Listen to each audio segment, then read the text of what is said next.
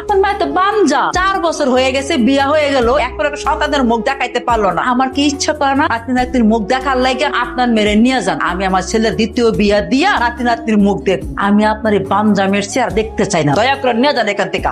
তোমার আমি আগেও কইছি রূপারে তুমি বাঞ্জা কইবা না। বাঞ্জারে বাঞ্জা কমু না, তাহলে কি কমু? এই যে সন্তান দিতে পারতো তারে বাঞ্জা কইতাম না, মাথায় দিল নাস্তা। একটা বাঞ্জা মায়ের লাগে সংসার করা ঠিক হইব না। রূপা আমার স্ত্রী, তার সাথে আমি সংসার করবো কি করবো না এটা আমার সিদ্ধান্ত। তুমি আমার মা, তাই বলে তুমি বাড়ি থেকে বাইরে করে দিতে পারো না। আর তুমি ছেলের মা বলে আমার শ্বশুরের বাড়িতে রেখে না অপমান করতেছো, এটা কি ঠিক মা? তোমার আরেকটা কথা পরিষ্কার করে বলতেছি, রূপা এই বাড়ি থেকে কোথাও দেবো না, সেইখানে থাকবো। ব্যাগ নিয়ে ভিতরে যাও আর আব্বার চা নাস্তার ব্যবস্থা করো।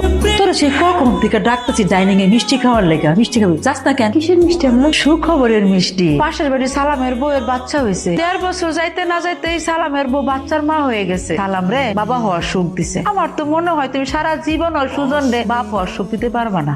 সুমনা, তো কলেজে যাইতেছো না? আমার কয়টা ওষুধ লাগতো, কালকে তোমার ভাইজান রে কইছিল তো, তোমার ভাইজান ভুলে গেছে। তুমি কি কলেজ থেকে আসার সময় একটু কষ্ট করে লই আইবা? তুমি এটা কি করলা ভাবি? তুমি জানো না আমার পরীক্ষা চলতেছে? পরীক্ষা দিতে যাবার সময় তুমি আমার সামনে কেন আসলা? সামনে আসলে কি সমস্যা? তুমি কি কইতেছো? সমস্যা কোথায় মানে? তুমি জানো না তুমি যে একটা বাঞ্জা? তোমার মুখ দেখা পরীক্ষা দিতে গেলে আমার পরীক্ষা কি ভালো হইব? সুমনা, তুমি কি কইতেছো এইসব? তোমার তো ঠিক কথাই কইছি। তোমার কতবার করে কইছি যে কেউ শুভ কাজে গেলে বা জরুরি কাজে গেলে তোমার এই বান্দা আমার মুখটা দেখাইবা না। আমার পরীক্ষা যদি খারাপ হয় না, সব দোষ কিন্তু এই ভাবি। তুমি একটা শিক্ষিত মেয়ে, তুমি এসব কুসংস্কার বিশ্বাস করো? তুমি চুপ করো, এত কথা কাউকে যাও এখান থেকে যাও। পরীক্ষা খুব ভালো হবে, দোয়া করে দিচ্ছি, আল্লাহ ভরসা, যা মজা। আরে কি হয়েছে? টাকা কেন?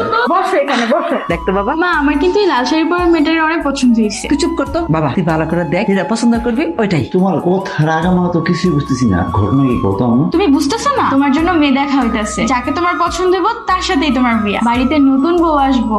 কি মা, তুমি কি পাগল হয়েছো? আমি বিবাহিত, আমার ঘরে একটা সুন্দরী বউ আছে, তুমি কোন হিসেবে আমার আবার বিয়ে করতে বলতেছো? তোর বউ তো বাঞ্জা, আমি তো কই না তারা তালাক দে, সেই বাড়িতে থাকুক, কোনো সমস্যা নাই। আমাদের তো একটা বংশের প্রদীপ লাগবে, বংশ রক্ষা করবো কেমন? তাহলে আর একটা সন্তানের জন্য হলো তো একটা বিয়ে করা উচিত। পুরুষ কোনো দুইটা বিয়ে করে না, তোর সমস্যা কি? করলে বিয়া। আপনি কি বললেন? আজকে সুমনার বিয়ের পর জামাই যদি আরেকটা বিয়ে করতেছে, আপনি কি করাইতেন? দিতেন আপনার মেয়েরা সতীনের সংসার করতে? আমার মেয়ে তোমার মতো বাঞ্জা না। সেটা আপনি এখন কেমনে কইতেছেন? ওর কি বিয়ে হয়েছে? যদি এমন হয় বিয়ের পরে ওরও বাচ্চা না হয়, তখন কি করবে? এই মাইয়া, কত বড় সাহস, তুমি আমার সামনে বইসা আমার মেয়ের অভিশাপ দাও? কোনো লাভ হইব না। কথায় আছে না, শকুনের দয়া গরু মরে না। তাছাড়া আমি আমার ছেলের সঙ্গে কথা বলতেছি, তুমি আমাকে মাসলার কথা মাঝখানে কেন আইছো? তোমার কোনো কাজ নাই, কাজ করো কে? বাবা এই যে দেখতো, সেটা দেখ কি সুন্দর না? মা সরব, আমি কোনোদিন বিয়ে করবো না। আমি রূপার অনেক ভালোবাসি, আর একটা সন্তান হয়ে তো কি হয়েছে? হয় নাই হইব। আমি কালকেই শহরে যাবো, গিয়ে ওর বড় ডাক্তার দেখাবো। চিকিৎসা করানোর পরে রূপা যদি মা হইতে পারে, তাহলে তো তোমার কোনো সমস্যা নাই। তবে আমি কি চাই? একটা সন্তান চাই। আমি চাই আমার বংশ রক্ষা হোক, একটা বংশধর চাই। তোর বউ যদি বাচ্চা হয়, তার আমি মাথা তুলে নাচবো, থাকবো সেই বাড়িতে, সমস্যা কি? ঠিক আছে মা, আমি কালকে রূপারে শহরে নিয়ে যাবো।